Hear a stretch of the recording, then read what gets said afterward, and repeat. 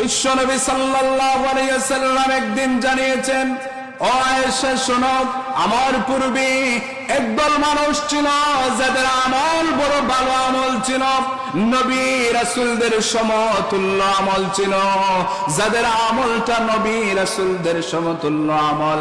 কিন্তু এদের যখন মৃত্যু হয়েছে, এরা যখন মারা গিয়েছে, আল্লাহ তাআলা তাদেরকে গজব দিয়া, ধ্বংস দিয়া তাদেরকে মেরে ফেলেছেন। জোরে বলি নাউযুবিল্লাহ।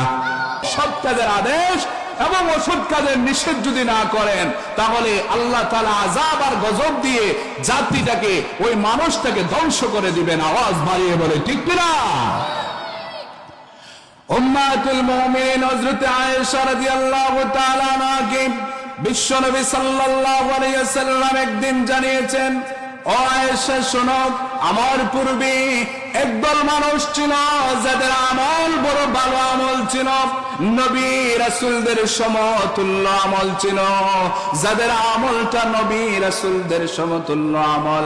কিন্তু এদের যখন মৃত্যু হয়েছে, এরা যখন মারা গিয়েছে, আল্লাহ তাআলা তাদেরকে গজব দিয়া, ধ্বংস দিয়া তাদেরকে মেরে ফেলেছেন। জোরে বলি নাউযুবিল্লাহ।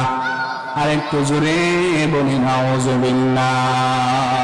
উম্মাতুল মুমিনিন হযরত আয়েশা রাদিয়াল্লাহু তাআলা আনহা বিশ্বনবীকে ডাক দিয়া বললেন, ইয়া রাসূলুল্লাহ, ইয়া হাবিবাল্লাহ, এদের আমল যদি এত ভালো আমল ছিল, এরা যেহেতু নেককার মানুষ ছিল, এরা যেহেতু কোনোদিন গুনাহ করে নাই, খারাপ কাজ করে নাই, তাহলে এদেরকে কেন গজব দিয়া ধ্বংস করা হয়েছে? কারণ আছে না নাই?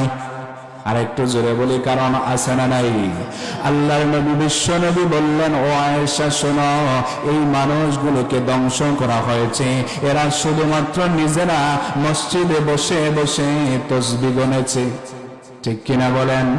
নিজেরা শুধুমাত্র নামাজি হয়েছে, নিজেরা শুধুমাত্র ভালো কাজ করেছে, কিন্তু তার আহাল, কিন্তু তার জাতি, তারা বেপথে শয়তানের পথে চলে গিয়েছিল, খারাপ কাজের পথে, খারাপ পথে পরিচালিত হয়েছিল। এদেরকে বাধা দেয় নাই, এদেরকে কখনো নিষেধ দেয় নাই।